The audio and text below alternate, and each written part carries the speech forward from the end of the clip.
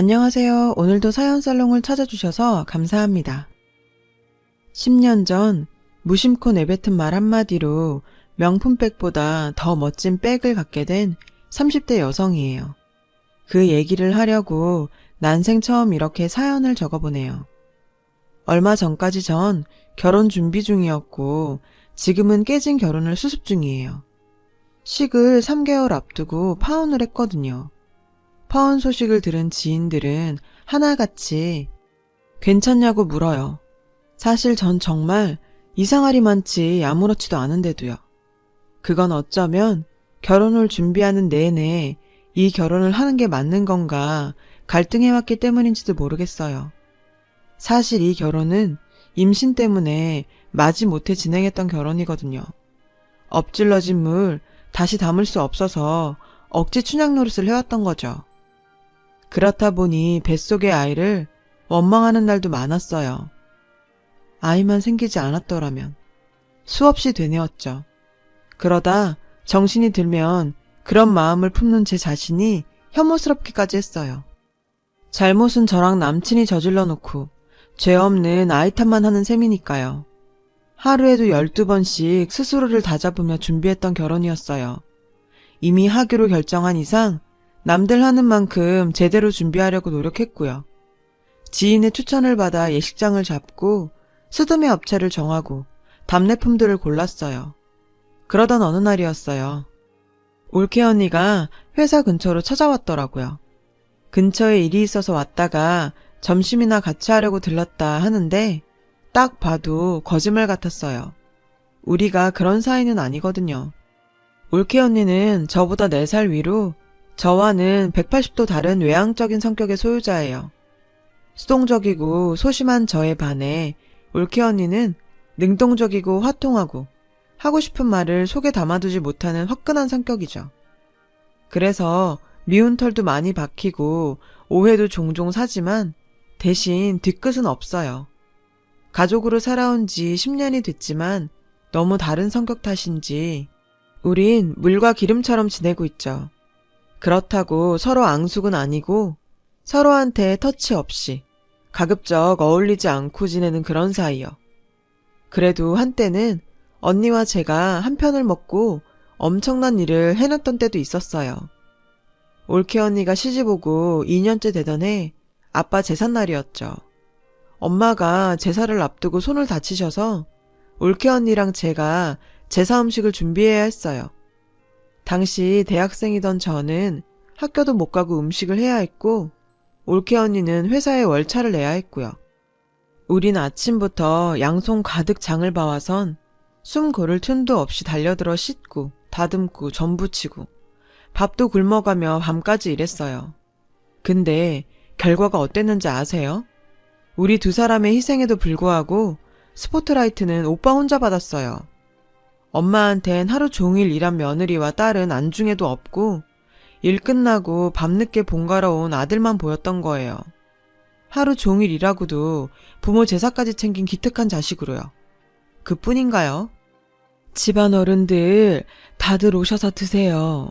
맛있게 드시고 우리 아들이 이렇게 열심히 조상님을 모시는데 아프지 말고 승승장구할 수 있도록 조상님들께서 보살펴 주십시오. 아 글쎄 이러지 뭐예요. 올케 언니가 제가 차려놓은 제사상 앞에서 오빠 잘 되라고 비는 게 어딨어요. 기가 막혀서 정말. 생각 같아선 한마디 하고 싶었지만 꼭 참았어요. 그때였어요. 어머님, 이건 좀 아니죠. 이이가 제사상 차렸나요? 음식 만드는데 뭐 한 게 있다고 조상님들께 이이만 잘 되라고 빌어주세요. 아침부터 밥도 굶고 죽어라 일한 건 아가씨랑 저예요. 근데 그런 식으로 말씀하시면 너무 서운하죠. 이럴 거면 처음부터 이이 불러 시키실 일이지. 왜 저랑 아가씨한테 시키셨어요? 계속 이러시면 저 다음부터 일 못해요. 돈 받고 하는 일도 아닌데 영광도 못 누릴 거면 제가 이딴 걸 왜 해요? 올케 언니가 눈 하나 깜빡 않고 저희 엄마한테 조목조목 따지지 뭐예요.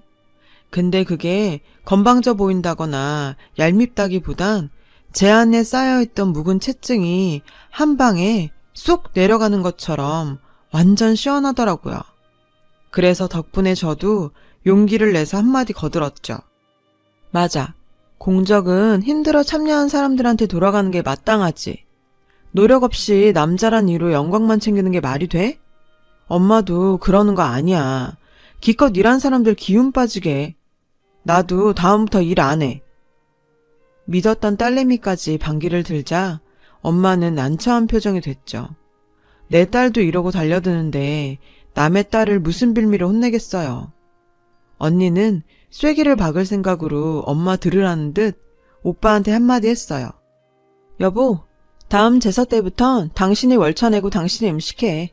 당신 아버지 제사잖아. 참, 명절 때도 마찬가지야. 왜 항상 여자만 일을 해야 돼? 밖에서 돈도 같이 버는데. 안 그래요, 어머니? 결국 그날 엄마는 올케 언니랑 저한테 사과를 하셨어요. 그리고 그날 이후 명절과 제사 때는 오빠도 똑같이 음식도 만들고 설거지도 하게 됐죠. 올케 언니와 제가 이룬 업적이라면 업적이죠. 하지만 딱 여기까지였어요. 그날 이후 더 이상의 협공은 없었죠. 만나기로 한 장소로 나가보니 올케 언니가 먼저 와 있더라고요. 언니는 절 보자 대뜸 도살장에 끌려가는 소 같네. 몸도 점점 무거워질 텐데 결혼 준비하느라 바쁘죠? 내가 도울 일 있으면 언제든 얘기해요, 아가씨. 아가씨한텐 내가 빚진 것도 있고. 빚이요? 올케는 피식 웃더니 나 처음 인사드리러 왔을 때 기억 안 나요? 10년 전. 그러니까 오빠가 결혼 상대자로 올케 언니를 집에 데려온 날이었어요. 부모님께 결혼 허락을 받으러 왔다고는 하지만 이미 임신 5개월에 접어든 상태로 결혼을 앞둔 형식적인 방문에 불과했죠. 우리 엄마는 시종일관 못마땅한 표정이었어요. 대놓고 말씀은 안 하셨지만 여자가 몸 간수 잘못해 벌어진 일로 치부하는 분위기였어요. 엄마는 아침 드라마 속 못된 시어머니처럼 올케 언니를 향해 가시돋은 말을 내뱉었죠. 요즘엔 혼수 대신 손주라고 한다지만 그게 내일이 될 줄은 몰랐네. 에휴. 올케 언니는 예비 시어머니와의 첫 대면에서부터 죄인처럼 고개를 숙여야 했어요. 오빠는 아무렇지 않은데 올케 언니만 독박 쓰게 된 거죠. 그 모습에 저도 모르게 화가 치밀어 올랐어요. 참다 못해 한마디 했죠. 그게 왜 여자 탓이야? 동정녀 마리아도 아니고 막말로 오빠가 전일 건드렸으니까 애가 생긴 거지. 언니 혼자 만들었겠냐고. 탓하라거든 둘 다 탓해야지. 왜 오빤 빼고 언니만 탓해? 평소 좀처럼 제 생각을 드러내는 일이 없던 저였지만 그 순간만큼은 정말 참을 수 없을 만큼 화가 났어요. 그래서 저도 모르게 툭 뱉어버렸죠. 솔직히 올케 언니를 돕겠다는 생각은 정말 1도 없었어요. 근데 그런 제 의도와 달리 올케 언니는 그날 제 말에 감동을 받았던 모양이에요. 그날 일은 정말 못 잊겠더라고요. 나도 어디 가서 꿀리는 성격은 아닌데 그땐 우리 수민이를 가진 게 꼭 재지인 것 같아서 나도 모르게 많이 위축됐던 것 같아요. 근데 아가씨가 벌겋게 상기된 얼굴로 그렇게 말을 해주니까 힘이 나더라고요. 언니도 참 그게 뭐 대단한 거라고. 아가씨도 시댁에 인사드리러 가보면 그때 내 심정 알게 될 거예요. 혼전 임신이 흔한 일이 되기는 했지만 어른들한테는 여전히 며느리 밉보이는 지름길이니까. 그래서 말인데 혹시 힘든 일 생기면 말해요. 진심으로 하는 말이에요. 이번만큼은 내가 아가씨 백 제대로 대줄 테니까. 우리 친정 돈 좀 있는 거 알죠? 그러니까 걱정 말고 날 이용하라고. 올케 언니랑 헤어지고 회사로 돌아가려는데 눈물이 핑 돌더라고요. 사실 말은 안 했지만 두려웠거든요. 시부모님 만나는 것도 그렇고 누군가의 아내로 살게 된다는 것도 그렇고 무엇보다 엄마가 된다는 게 두려웠어요. 그런데 올케 언니 응원을 듣고 나니까 그렇게 고맙더라고요. 그리고 얼마 뒤 전 남친과 함께 예비시댁을 찾았어요. 집안에 들어서자 냉랭한 기류가 흘렀어요. 아니나 다를까 사립고등학교 교감으로 재직 중이신 예비 시아버님은 저랑 눈도 마주치지 않으시더라고요. 등 돌리고 앉으셔선 땅이 꺼져라 한숨을 쉬어대셨죠. 동료 교사들 보기 민망해서 결혼식을 어떻게 치르냐시면서요. 그러다 망신스러워서 살 수가 없다시며 결국 자리를 뜨셨어요. 전 죄인처럼 고개를 푹 숙이곤 시간이 빨리 흐르기만을 바랬죠. 예비 시어머님과 시누이는 나란히 앉아서 절 머리부터 발끝까지 살피더군요. 어머님은 어차피 이렇게 된 거 별 수 있냐시며 딸 자식 관수 잘못해서 이런 결혼하게 됐으니 양심이 있다면 혼수는 성의껏 해오지 않겠냐고. 은근히 혼수 압박을 하시더라고요. 엎질러진 물인데 어쩌겠어요. 우리 성준이 처복이 이 정도인걸. 근데 니네 부모님도 그렇다. 시댁에 인사 보내면서 어떻게 빈손으로 보내니? 엄마, 빈손으로 온 거 아니야. 아까 들고 온 홍삼 액기스 있잖아. 그거 가영이가 사온 거야. 눈치 없게 남친이 끼어들었어요. 넌 좀 조용히 안 해? 낄 때 안 낄 때도 모르고. 단도직입적으로 얘기하마. 너도 봤겠지만 성준이 아버진 명예가 무엇보다 중요하신 분이다. 네가 그런 분 얼굴에 먹칠한 건 알겠니? 교감 체면이 있지. 어떻게 이런 혼사를 치러? 3개월 뒤면 네 배도 더 나올 텐데 드레스로 커버가 되겠니? 그렇다고 식을 안 올릴 수도 없고. 엄마, 그럼 양가 식구들끼리만 모여서 스몰 웨딩으로 하면 어떨까? 자기야, 그거 괜찮겠지? 그러자 어머님이 소리를 버럭 지르셨어요. 아휴, 이 덜 떨어진 놈아. 뿌린 건 걷어들여야 할 거 아니야. 네 아빠 정년퇴직 전에 식 올리는 이유가 뭐겠냐? 아휴, 이놈의 새끼 누굴 닮아 이렇게 철딱서니가 없어. 암튼 우린 너 때문에 정말 피곤하게 됐어. 네가 지금 고가 넥키스 들고 여기 찾아올 처지가 아니란 말이야. 처녀가 애를 가졌으면 부끄러운 줄 알아야지. 넌 창피한 것도 모르니? 그러자 예비 시어머니 옆에 앉아있던 시누이가 한마디 거들더군요. 엄마, 뭘 바래? 생각이 있으면 배불러서 저러고 인사 왔겠어? 근데 임신 3개월이라더니 엄청 불렀는데? 설마 저 배에 다 살이야? 대박! 만삭 때 되면 장난 아니겠다. 오빤 저런 여자가 뭐가 좋다고. 어후. 아, 기가 막혀. 아니, 누가 누구 살을 흉봐? 딱 봐도 88은 넘어 보이는 게. 저요, 평소 55 입고요. 지금은 살이 약간 붙어서 66 입지만 정확히 55 반밖에 안 된다고요. 근데 살이 어쩌고 어째? 살면서 이런 수모는 처음이었어요. 결혼 전에 애를 가진 건 분명 잘못이라고 쳐요. 그렇다고 처음 보는 사람들한테 가혹할 정도의 비난을 받아야 하는 건 아니잖아요. 솔직히 할 말은 많았지만 자리가 자리인지라 정말 온 힘을 다해서 참았어요. 그날 밤 집으로 돌아와 침대에 털썩 누웠는데 올케 언니가 생각나더라고요. 10년 전 그날 언니도 지금의 나와 같았겠구나 생각하니 미안하더라고요. 그때였어요. 어머님한테 문자가 왔어요. 장문의 문자에는 엄청난 양의 혼수와 예단 목록이 빼곡히 적혀 있었죠. 기본 가구들은 물론 가전제품 풀세트에 안마의자와 고가의 홈카페 기구들, 샤넬 가방에 구찌 가방까지 난리도 아니었죠. 사람 앉혀놓고 네가 집안 망신 시켰다는 둥, 시아버지 얼굴에 먹칠했다는 둥, 뿌린 거 수거도 힘들겠다는 둥, 떠들어댄 게 다 이 혼수랑 예단 받아내려고 밑밥 간 거였어요. 안 그래도 힘든데 우는 사람 뺨 때리는 격으로 사람을 괴롭히다니. 결혼이고 뭐고 정말 이대로 다 끝내고 싶은 심정이었어요. 문득 올케 언니 말이 생각났어요. 힘들면 연락하라는 그 말이요. 그래서 염치불구하고 올케 언니한테 전화를 걸어 지금까지의 상황을 모조리 얘기했어요.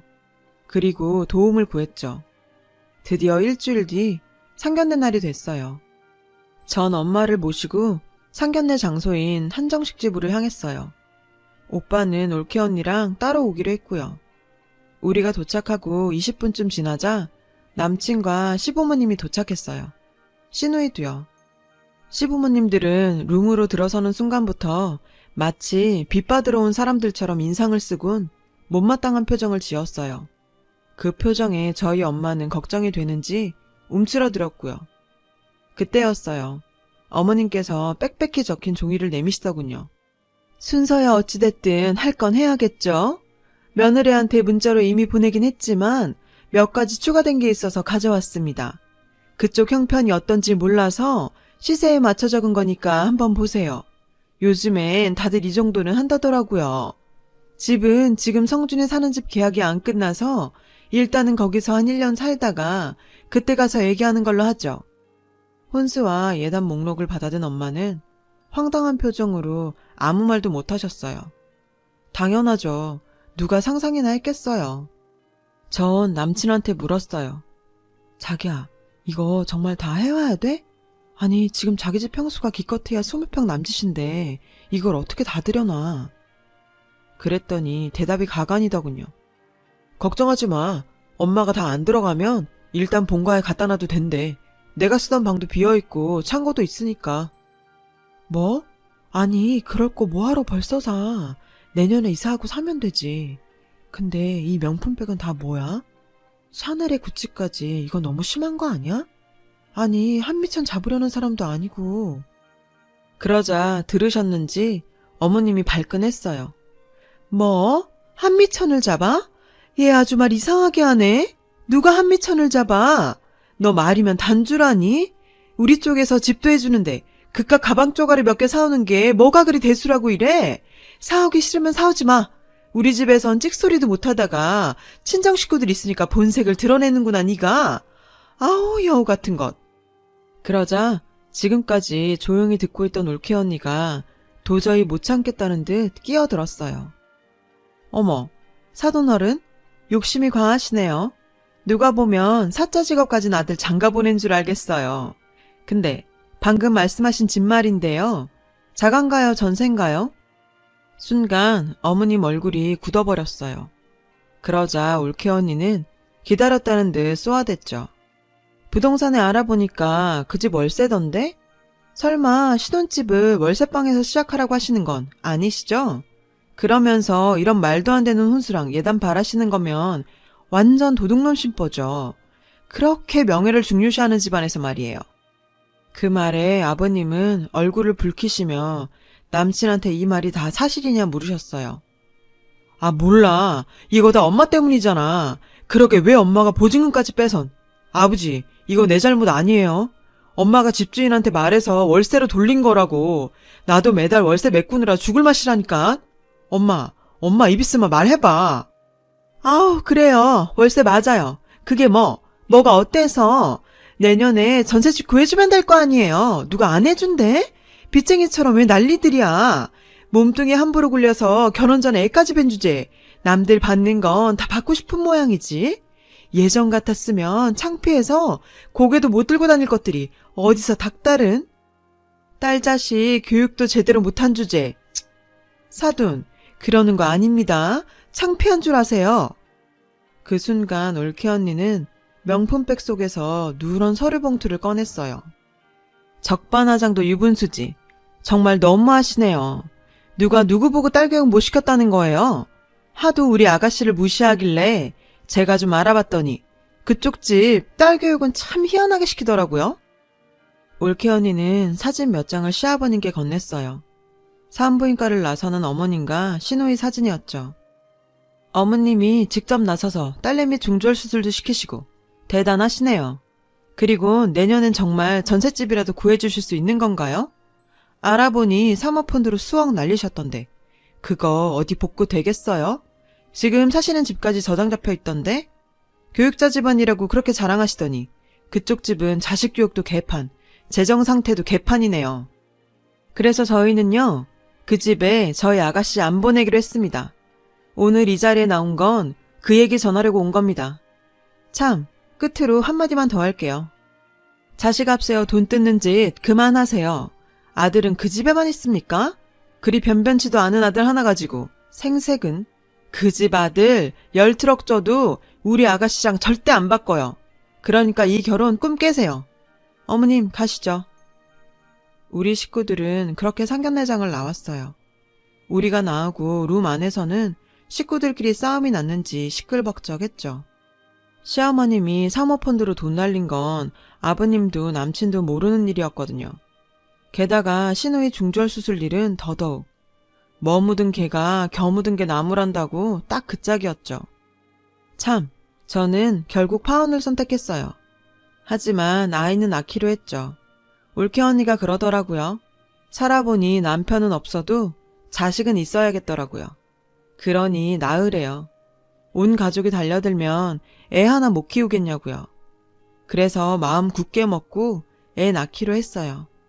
지금의 제 결정으로 나중에 아이의 원망을 듣게 될는지는 모르겠지만 그래도 이게 최선이라고 생각하거든요. 세상에 둘도 없는 내 인생의 백그라운드, 가족들과 함께 그리고 제 아이와 함께 열심히 살아보려고 합니다. 제 사연을 들어주셔서 감사드려요.